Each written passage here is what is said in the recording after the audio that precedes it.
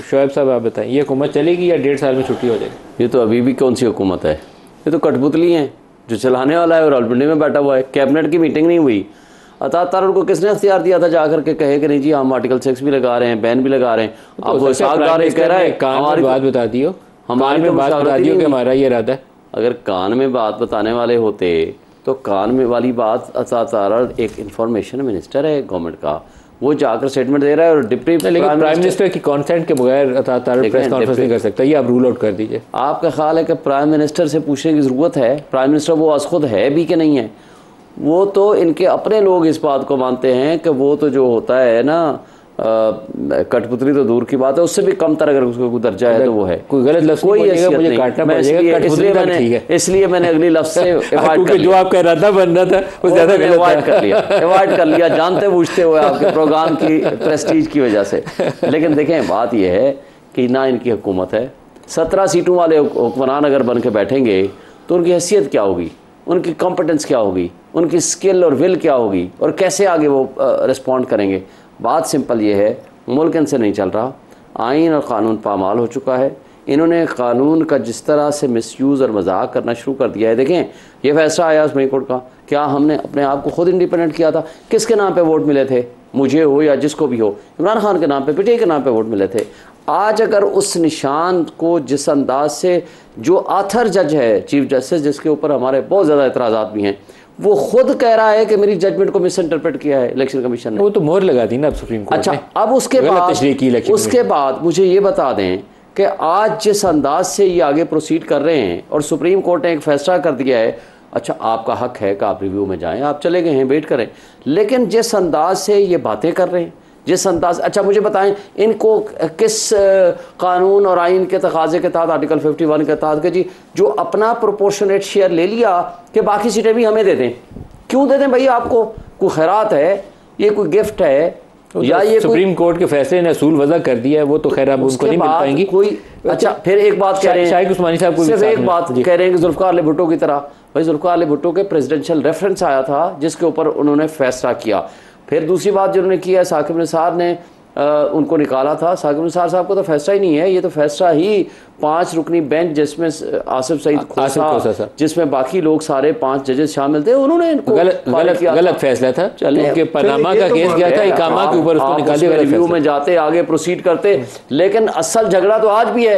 Avenfield department का मालिक कौन है आज ये बता दें। नवाज शरीफ की फैमिली है, तो जो भी मालिक है उन्होंने सुप्रीम कोर्ट उन्हीं की मलकियत। आपको पता है फैसला जो आया है वो ये आया है कि जी ये मिल्कियत साबित नहीं हो सकी, admitted facts need not to be proved. जो आमिर फारूक साहब वाला फैसला आया जिस पे इनको ब्री किया है, इस बात पे आया है कि जनाब वो मिल्कियत के असल सबूत आप सामने नहीं लाए। नहीं, इस बात को आप एडमिट करते हैं। माने मलकियत थी, वो मियाँ साहब के वालिद साहब ने वो जगह ली। आप मुझे बताएं, वो तो सियासत में मियाँ साहब बाद में आए, तो आप एक्सप्लेन करें फिर। लेकिन एक्सप्लेन की ना, लेकिन मियाँ साहब के वालिद ने खरीदी और अचानक एक दिन कतरी शहजादे को ख्याल आया, ख्वाब आया, सोया हुआ उठा था, उसने कहा कि वो बड़े अब्बा जी कह के गए थे ये हुसैन नहीं देखें उस वक्त वो छोड़े उस बात को। मैं ये कहानी में मुझे बताएं, ये शाहिद उस्मानी साहब ये जो फिच वाली रिपोर्ट आई है सर, इसने 2-3 बातें बड़ी मानी खेज कही हैं। इसने कहा कि इमरान के हक में फैसले तो आ रहे हैं लेकिन इमरान का बाहर आने का कोई इम्कान नहीं है। ये एक इंटरनेशनल इदारा है जो पाकिस्तान की सिचुएशन के ऊपर कमेंट्री कर रहा है, और वो कमेंट्री करते हुए ये तो कह रहा है कि अदालतें फैसले दे रही हैं, लेकिन साथ फोरकास्ट ये कर रहा है कि वो फैसलों के बावजूद इमरान के बाहर आने का कोई इम्कान नहीं है। और 1.5 साल वो कहते हैं 18 माह मौजूदा हुकूमत चलेगी। कुछ ऐसा ही अरेंजमेंट है सर कि अदालतों के फैसलों के बावजूद उसका अमल दरामद नहीं होगा और ये सेटअप 1.5 साल तो चलेगा, उसके बाद कोलैप्स कर जाएगा। देखिए ये जो रिपोर्ट आई है, ये मेरे ख्याल में इस किस्म की रिपोर्ट से बहुत सी आती रहती है, लेकिन जो अभी जो सिचुएशन मुल्क में है वो ये कि सुप्रीम कोर्ट ने एक फ़ैसला दे दिया, और वो फैसला एक दफ़ा सुप्रीम कोर्ट का फैसला आ गया तो वो फाइनल होता है जब तक कि वो रिव्यू ना हो। रिव्यू भी फाइल कर दी गई है, अब देखेंगे इसके बाद क्या होता है। लेकिन सिचुएशन ये है कि अगर फ़र्ज़ किया रिव्यू डिसमिस हो जाती है तो ये इनको सीट्स मिल जाएंगी पीटीआई को, और पीटीआई फिर भी मेजॉरिटी में तो नहीं होगी, लार्ज पार्टी होगी लेकिन मेजॉरिटी में नहीं होगी। इनकी हुकूमत तो फिर भी इन्हीं लोगों की होगी, कोलिशन पार्टनर्स की। अगर ये कोलिशन पार्टनर्स ब्रेकअप हो जाए किसी वजह से तो उस सूरत में यकीनन पॉसिबिलिटी है कि ये हुकूमत ख़त्म हो जाएगी, लेकिन फिलहाल तो इसके चांसेस मुश्किल नज़र आते हैं, क्योंकि पीपल्स पार्टी जो है वो बातें तो बहुत करती है, लेकिन उनको मालूम है कि उनका इंटरेस्ट पीएमएल के साथ रहने में है, PTI के साथ उनका गुजारा ज़रा मुश्किल है। तो इस वजह से मेरे ख्याल में ये शाइख उस्मानी साहब, लेकिन ऐसे क्रूशल टाइम पे जब 2-3 डेवलपमेंट चल रही हैं, एक रिव्यू फाइल हो रहा है, दूसरा इन्होंने कहा आर्टिकल 6 लाएंगे, वो भी मामला सुप्रीम कोर्ट में जाएगा, कहा पीपल्स पार्टी PTI को बैन करेंगे सियासी जमात के तौर पर, वो भी रेफरेंस की शक्ल में मामला सुप्रीम कोर्ट में आएगा।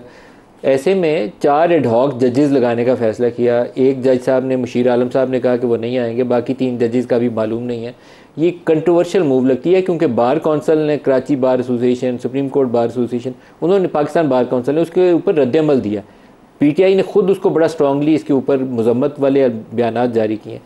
एज ए फॉर्मर जज आपको क्या लगता है ये टाइमिंग सही है, ऐसे मौके के ऊपर एडहॉक जज लगा के कंपोजिशन ऑफ द कोर्ट को चेंज करना?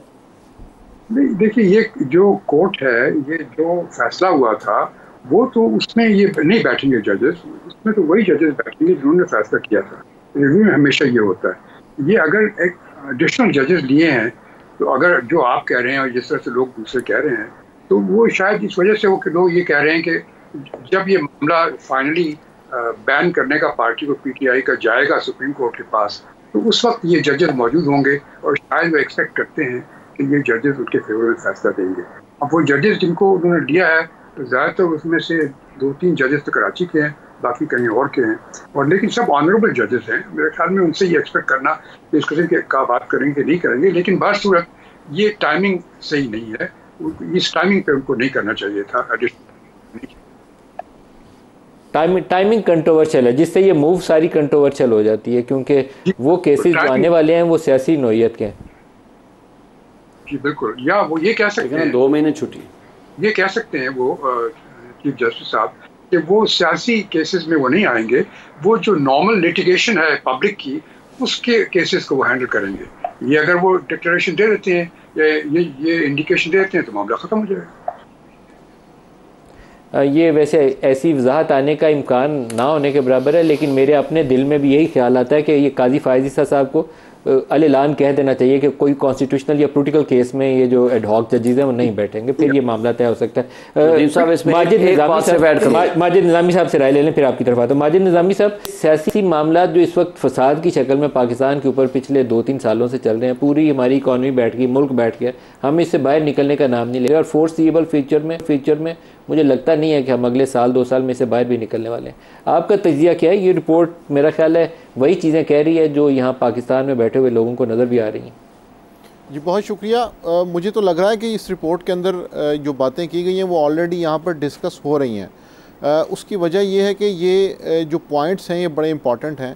एक तो जिस तरह से ये बात हुई कि गवर्नमेंट की मुद्दत क्या है, उसमें हमारे सामने जो कॉम्पोजिशन नज़र आती है नेशनल असम्बली में, उसमें पीपल्स पार्टी का रोल डेफिनेटली बड़ा इंपॉर्टेंट है, और मुझे नहीं लगता कि वो कभी एंटी इस्टेब्लिशमेंट कोई पॉइंट ऑफ व्यू लेते हुए PTI के साथ जाएगी।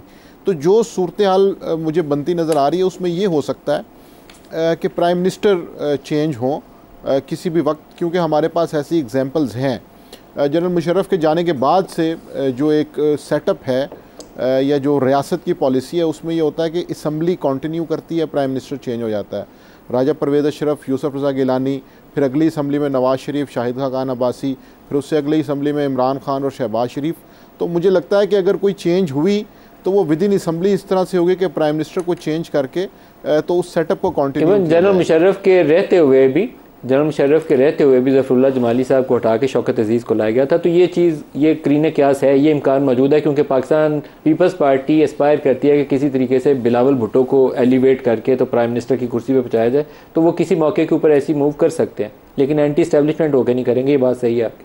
जी बिल्कुल। उसकी वजह ये कि जो स्कोर कार्ड है नेशनल असम्बली का, वो इस चीज़ की इजाज़त नहीं देता कि आप PTI के साथ जुड़ते हैं, इस क्रूशल मोमेंट में जुड़ते हैं कि जब वो रियासत से उसके मामलात पेचीदा हैं, गड़बड़ में है, डिफेंसिव पोजीशन है, 9 मई का वाक़या हो चुका है। सो ये सारी चीज़ें पीपल्स पार्टी की सियासत को देखते हुए ये समझ आती है कि वो उस साइड पे तो नहीं जाएंगे कि पीपल्स पार्टी और PTI। दूसरा ये कि PTI का जो अपना नैरेटिव है वो भी इस चीज़ के साथ मुताबिकत नहीं रखता। उनकी पॉलिटिक्स का जो बुनियादी मरकज़ रहा है वो ये है कि उन्होंने 2 जमाती निज़ाम यानी पीपल्स पार्टी और मुस्लिम लीग नून की मुखालफत की है। हाँ, मौलाना फजलुर रहमान के साथ वो इसलिए माजिद, लेकिन पाकिस्तान में दो चीज़ें पाकिस्तान में अगले इसी 1.5 साल के अरसे में होनी है। पहले तो अक्टूबर इसी साल में नए चीफ़ जस्टिस मंसूर अली शाह बन जाएंगे, मौजूदा चीफ़ जस्टिस की मुद्दत ख़त्म हो रही है।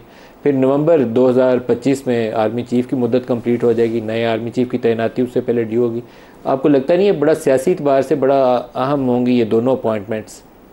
जी, मुझे लगता है कि चीफ़ जस्टिस की अपॉइंटमेंट से ज़्यादा अहम डेफिनेटली आर्मी चीफ़ की अपॉइंटमेंट होगी, और वो चूँकि अभी दूर है तो इसलिए उसके हवाले से सवालात खासे कम हैं। चीफ़ जस्टिस का मामला यहाँ पे इस तरह से नज़र आ रहा है कि इस वक्त जो मौजूदा अदलिया की टीम है उसमें ऐसे लगता है कि बाकी जजेस की राय कुछ और है, और चीफ़ जस्टिस रियासत की पॉलिसीज़ के साथ जाते नज़र आते हैं। तो वो जब अक्टूबर में चले जाएंगे और नए चीफ़ जस्टिस आएंगे तो ये रियासत को एक दफ़ा फिर मुश्किलात का सामना होगा। उसकी वजह यह है कि उन्हें अदलिया के अंदर से जो सपोर्ट मिल रही है या जो कोऑर्डिनेशन है, मैं समझता हूँ उसके अंदर एक तब्दीली आएगी, और हो सकता है कि वो मज़ीद इस्लामाबाद हाई कोर्ट और सुप्रीम कोर्ट के जजेस की तरह मज़ीद रियासत के साथ मुताबिकत ना रखें। तो इस वक्त रियासत को सियासत से प्रेशर नहीं आ रहा, ना कोई एहतजाजी तहरीक चल रही है, इसलिए उनको अदलिया से प्रेशर आ रहा है जिसको वो हैंडल नहीं कर पा रहे। तो इसलिए अक्टूबर के बाद मेरा ख़्याल है कि ये शायद हालात थोड़े से मज़ीद अबतरी की तरफ जाएंगे।